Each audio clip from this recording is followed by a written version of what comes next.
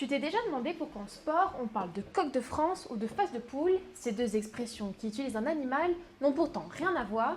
Leur origine est assez surprenante, entre histoire, symbolique et un peu de linguistique.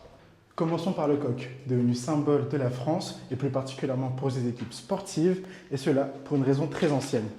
Tout remonte à l'époque de la Gaule. À l'origine, en latin, le mot Gallus signifie à la fois Gaule et coq. Un jeu de mots qui s'est créé petit à petit dans l'héritage de la France. Au fil des siècles, le coq s'est imposé comme un symbole de fierté, de courage et de combativité.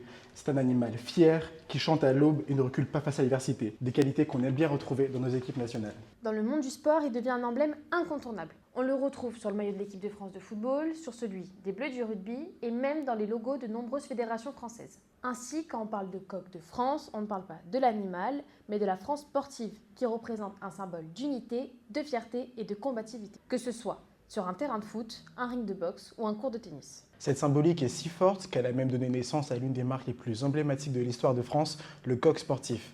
Créé en 1882 par Émile Camusset, cette entreprise a littéralement habillé le sport français pendant des décennies. Son logo, c'est ce même coq, synonyme de performance et de qualité française. Des maillots de la délégation lors des Jeux Olympiques aux tenues de légende du tennis et du cyclisme, le coq sportif a matérialisé cette fierté sur le terrain. Passons maintenant à une autre expression très utilisée dans le sport, les phases de poule.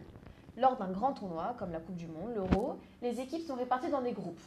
Elles s'affrontent et puis les victorieuses, les meilleures, vont ensuite dans ce qu'on appelle les phases finales. Les huitièmes, les quarts, les demi, jusqu'à la finale. Mais alors, d'où vient cette expression? Eh bien, contrairement à ce que l'on pourrait croire, ça ne vient pas de l'animal. En anglais, ça vient de pool, qui signifie groupe.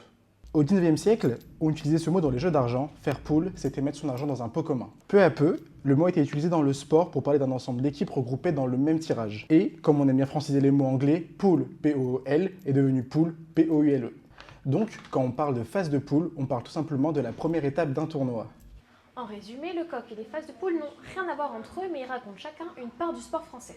Le coq, c'est la fierté nationale, l'héritage des Gaulois, tandis que les poules, c'est simplement la logique des compétitions internationales.